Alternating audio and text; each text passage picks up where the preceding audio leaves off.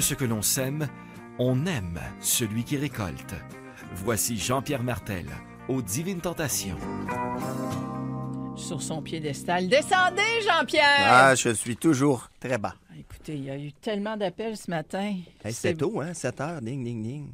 Pensez-vous que les gens qui jardinent se lèvent à 10 heures?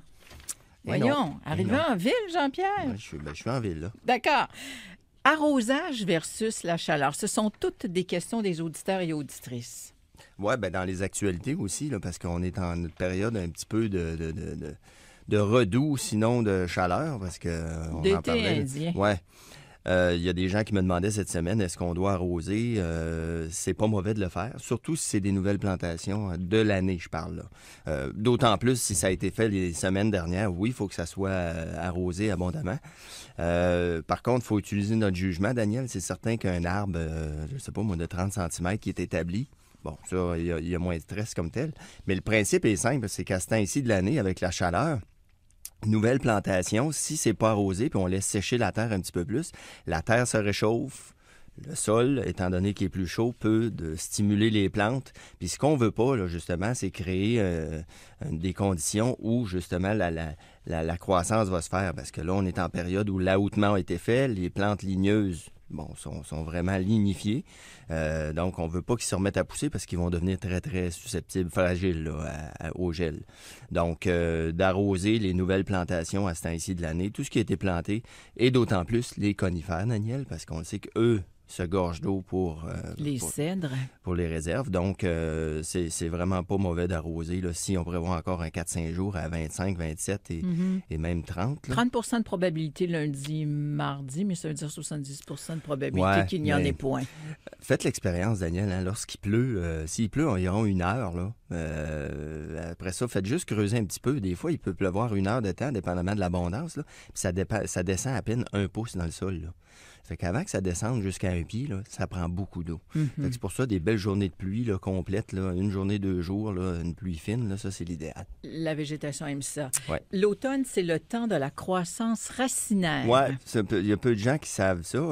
C'est qu'à l'automne, bon, la partie aérienne de la plante, souvent, est pratiquement arrêtée, mais les racines continuent à faire de la croissance, continuent à pousser comme telles. C'est pour ça que l'automne, c'est un bon temps, de planter, parce que les plantes peuvent s'établir, faire la division des vivaces, ces choses-là. Donc, le système racinaire des végétaux continue la croissance, là, même si la partie aérienne est pratiquement en dormance présentement. Donc, c'est pour ça que, l'arrosage est important, puis une fertilisation d'automne, ça nuit pas, Daniel. Ah non? Non, ça nuit pas. Et encore là, je fais une parenthèse, hein, parce que je vois dans des circulaires de grande surface, des engrais d'automne, etc., que souvent, je vois que le premier chiffre est le plus élevé. C'est un engrais azoté. Bon, imaginez, là. Vous avez mis cet engrais-là il y a 2 semaines. Ouais, ou vous avez mis cet engrais-là dans vos plates-bandes il y a 2 semaines. Il fait 28-30 pendant 7-8 jours. Il y a des bonnes chances que la plante, le message qu'elle va recevoir, c'est que c'est reparti, je peux donner un petit coup de croissance. Fait que souvent, là, les engrais d'automne vont être plus élevés en phosphore et potassium, les 2 derniers chiffres, principalement le dernier chiffre. Faut toujours regarder ça.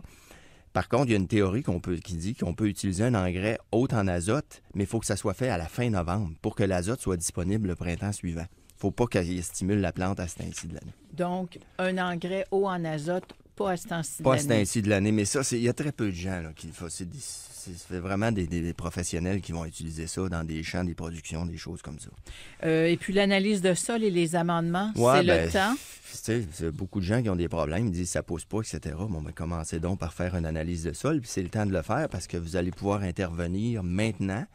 Parce que comme je dis souvent, peu importe si vous avez une carence en potassium ou le sol est trop acide, ça ne se règle pas du jour au lendemain. Il faut, c'est un peu comme un escalier. Là. S'il faut passer d'un pH 5.5 à 6.5, c'est pas en ajoutant de l'acidifiant de sol à l'automne que ça va faire que vous allez tout de suite régler le problème. Vous allez juste monter à un certain niveau, vous allez pouvoir le refaire au printemps pour essayer de le ramener. Donc, profitez-en pour faire une analyse. Merci Jean-Pierre Martel. Nous continuerons de répondre à vos questions, chers auditeurs, auditrices, après la pause des informations. informations en vous rappelant qu'il fait présentement 13 degrés.